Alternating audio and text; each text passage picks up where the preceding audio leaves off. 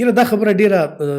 واقعي ډیره ټیک خبره ده چې اکثر خلک زیاتر دا وایي چې ما لاسونه خپې میږي کېږي. اوس لاسونه خپې ولې میږي کېږي یا دا ولې اکثر موږ وایي چې څه څیز له ګوتې وړم په پوهېږم نه، یا زه په ناسته باندې زما لاس یا خپه چې کوم دی هغه څوک ورته میږي وي، څوک ورته بنګي وي، چېرې بنګي شي یا میږي شي، دا ولې کېږي؟ نو دې کې وجوهات ډیر دي، خصوصا زیاتر چې کوم دی د وینې د کمي د وجې نه دا کېدای شي. دې نه علاوه په بدن کې چې د فولادو کمي وي، د وایټامین B12 یعنی B12 کمي وي، دې نه علاوه د کیلشیم او د ویټامین ډي کمي وي، هغه خلکو کې کېږي. زیاتر دا چې کوم دی نو د سکین کې څه مسلې چاته وي، انزایټي یعنی تا ته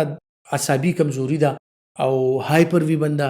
د عصبي کمزورۍ شکار یې هغې سره هم کېږي. بل خصوصا چې زیاتر کم خلک د غدي د شوګر چې کم مریضان دي نو هغې کې موږ ورته په خپله ژبه کې نیوروپاتي وایو، یعنې زموږ د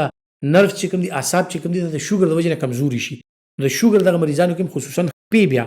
زیاتر میږي کېږي یا بنګي کېږي، یا اکثر له خلک وایي زه د خپلو خپو په ګوتو باندې یا خپل خپو تلي باندې پوهېږم نه. نو که د شوګر مریضانو کې دغه خبره کله راشي د لاسونو خپې میږي کېدل، بنګي کېدل یا د اوده چې کېږي،